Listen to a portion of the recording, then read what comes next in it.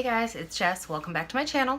Today we are going to be doing meal prep, and if you've been following my channel, you know that I am doing Keto Connect's meal prep course, which comes with 10, actually I believe it's like 12 weeks of fully composed meal prep ideas or meal plans, whatever you want to call it.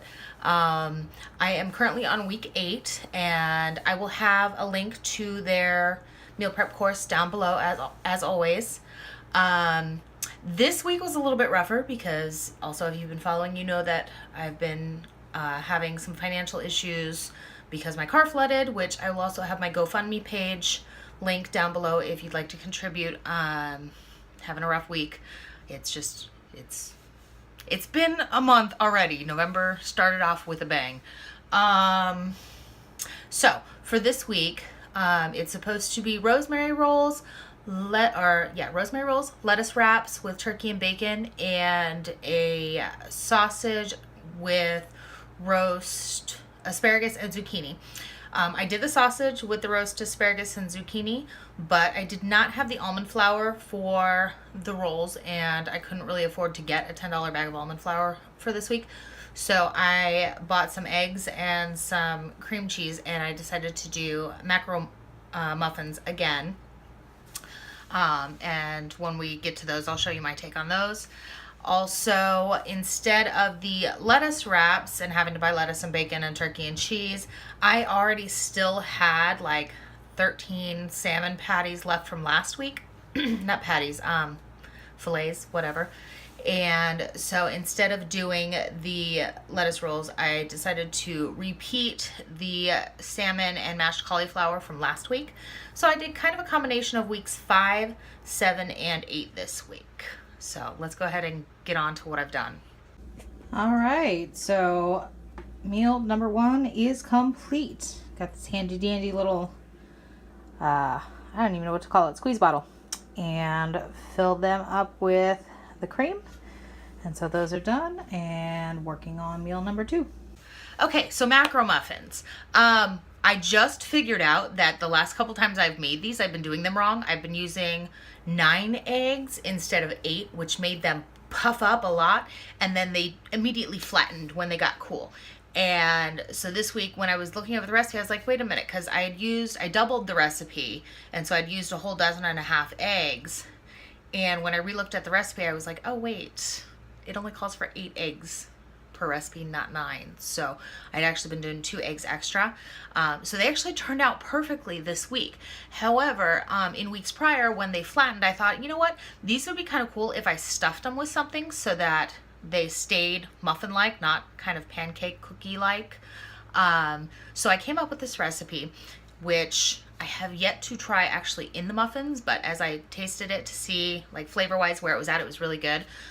Since I made 2 dozen of the muffins, I did 2 8-ounce packages of cream cheese. I did a half of a Kerrygold butter, so like 8 tablespoons of butter. I put in 2 tablespoons of PB2 powder, which just gave it a little bit of a peanut butter flavor. You could probably add more if you wanted it more peanut buttery, or even use regular peanut butter instead of the powder, but I get a couple of those every other month. A couple of the jars of the PB2 with Amazon subscriptions. So I use that. And I also used like 5 to 7 dashes of stevia liquid drops, just to give it a little bit of a sweetness. And I think it turned out great. I'm excited to try the muffins. My daughter's been wanting to try them since I made them. I'm like, no, not till tomorrow. So that's what I stuffed them with. And I just filled a little squeeze bottle and shoved it in there, squeezed some in until it was kind of puffing out, and then turned them on their side because they were still warm. So the mixture inside was kind of melty. So if you're going to do this, when you put it in, you got to turn it up on its side so the hole's on the top. Otherwise, it just kind of starts spewing out the side. And then as soon as I got them all filled, I popped them in the fridge so it would solidify the cream cheese butter mixture. And so far, they look fantastic. I'm excited to try them. All right, so meal number 2 is salmon and mashed cauliflower. And the salmon's got a sesame oil and coconut aminos glaze with some hemp seeds and garlic and ginger. For the salmon, now the recipe calls for sesame seeds, which for some reason I could not find at Walmart anywhere. I looked in the spice section, I looked in like the little nut section by the produce department, I looked over in the baking aisle.